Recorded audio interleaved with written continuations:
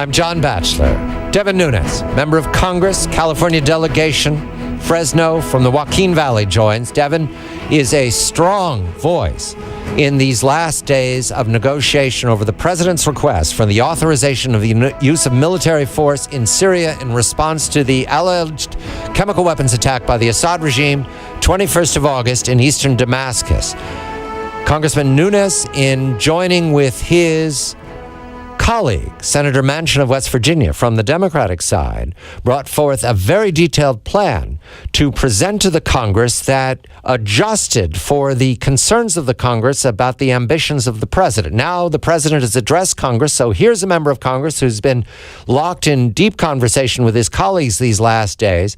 Devin, a very good evening to you. Congressman, you heard the president's remarks, 15 minutes, calling upon the American people to consider chemical weapons as a moral obscenity. I quote the Secretary of State. He pointed to use of chemical weapons in the First War. He talked about the Hitlerites using chemical weapons, poison gas in the Holocaust. He talked about how the United States had joined the international community to ban the use in the late 20th century.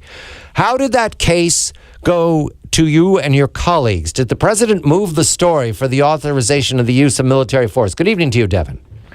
Thanks, John. Good evening to you. I don't think he moved us at all. In fact, he kind of stated the obvious, that we already knew that chemical weapons were bad. And that's never been an argument. Surprisingly, the last few days and all the briefings last week that members of Congress were in, they kept saying the same thing. Look, we don't dispute that Assad has chemical weapons. In fact, today Assad even came out and admitted that he had chemical weapons. The question is, what are you willing to do about it? And that's always been the question. So, not to belabor this, you've had this a lot on your show. The last 2 years, a lot of us have been asking the president to do something, and he didn't. And sadly, the ship has sailed. The president is sending the Secretary of State to Geneva to talk to Sergei Lavrov, the foreign minister of Russia. However, late in the day, news from the United Nations Security Council that the French initiative, the French foreign minister, Monsieur Fabius, the minister Fabius, received a phone call from Sergei Lavrov, and the Russians, the quote in the media, is balked at the French initiative to use military force as a way of backing up the demands that the Assad regime agree to inspectors and surrender their or allow their chemical weapon arsenal to be destroyed. The Russians balked late in the day. This is confusing to all of us, Devin. How do you hear the fact that the Russian initiative of 24 hours ago has already changed and the president is postponing the vote in Congress? Do we have time to wait for this, Devin? Well, let me try to clear it up for you and your listeners, John. This is nothing more than the President of the United States sawing out and took the exit. Right. That's what happened here. Let's not be confused. This is a president who waited a long time to act, then said he was going to do something, didn't, drew red lines, didn't, then said he was going to do something, then didn't, then came to the Congress, which was, from day one. I was very public about this and said, look, we're not just striking just a strike, and the Congress will never approve this. Then Senator Joe Manchin and I, a Democrat from West Virginia in the Senate, and myself in the House, Republican, we tried to come together and say, okay, we think you got a step too far. Let's just back off here. Let's all take a time out. Let's go back and talk diplomatically with our friends, with our allies, maybe with NATO, perhaps have another plan to go back to the United Nations. None of us thought that we would do an unconditional surrender to the Russians, which, this is going to be short-lived. This is going to go on, unfortunately, for a while. Unconditional surrender. The president tonight said he postpones his request to Congress. How do you interpret that? You and your colleagues are now, this is important business here. We've got a continuing resolution. We've got the Affordable Care Act. There's a lot of fractiousness. Let's just be general and diplomatic here in Congress. Mm-hmm. This postponement, does this mean it's not important, Congressman? Does this mean never mind? John, this is very, very simple. Let me just make it as simple as I can possibly make it. He didn't have the votes. Right. He didn't have the votes in the House, and now there's the suggestion that he didn't have the votes in the Senate. I'm seeing members of the Democratic Senate say, no, there is no reason to go to use military force. But the puzzle here is, what does this mean for the United States and the world? The president again tonight said, we're not the world's policeman. What are we? What's left of this, Congressman? Well, Let me first answer. Let me kind of explain what happened here in the last 24 hours. He never had the votes in the House. Never. It was never going to get. I believe the word you used last week was dead. Dead, and that was a week ago. Right. In the Senate, I actually thought there was a chance they could push this over the finish line because they control the majority. Yes, but then when this whole issue came up with the Russians, I actually give the Russians credit for smooth operating. They kind of floated this out there, and then a bunch of senators bid on it. And then the president, instead of just rejecting it out of hand, he accepted it, and which bought him time, which also at the same time gave all the senators an out. So there was no way they didn't have the votes.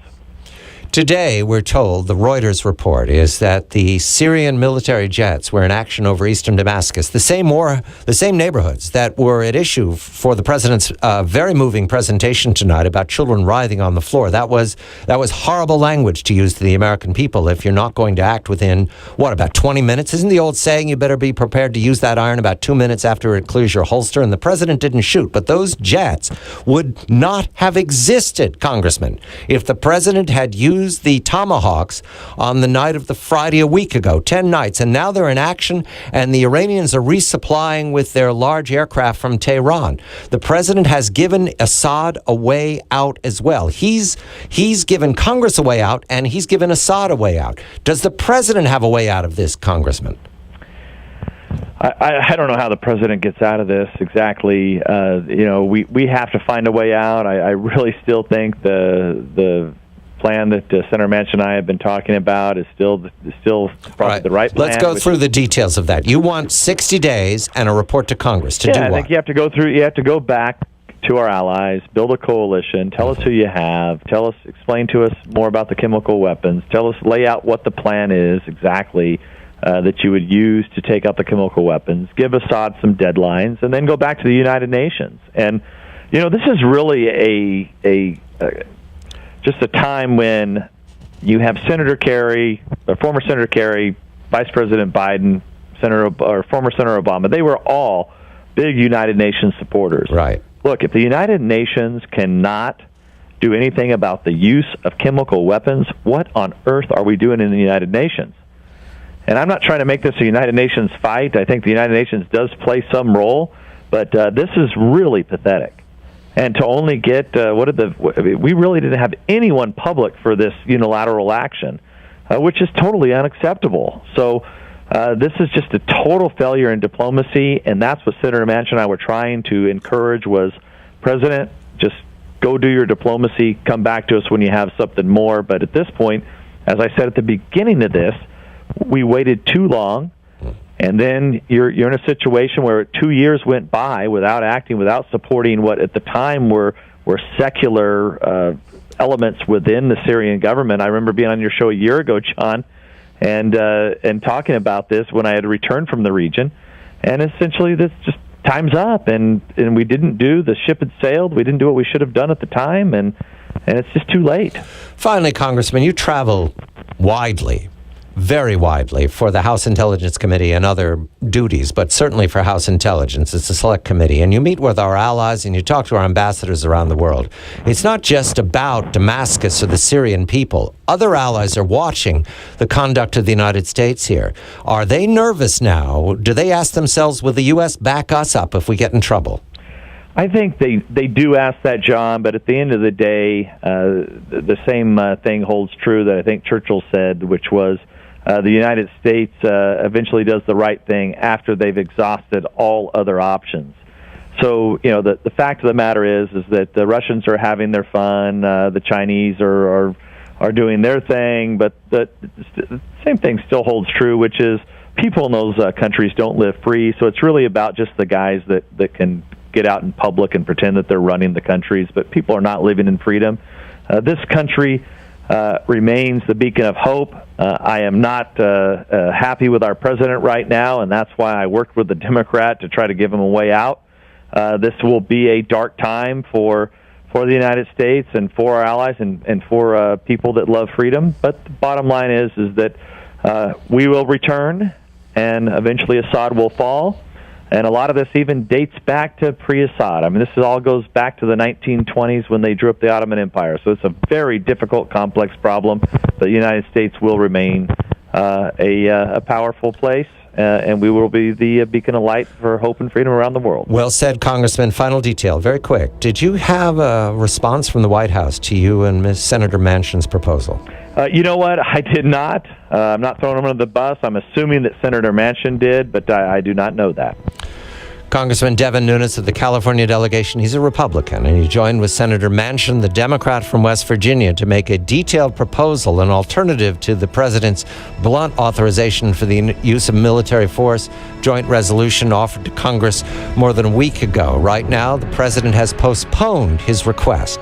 I'm John Batchelor. This is The John Batchelor Show.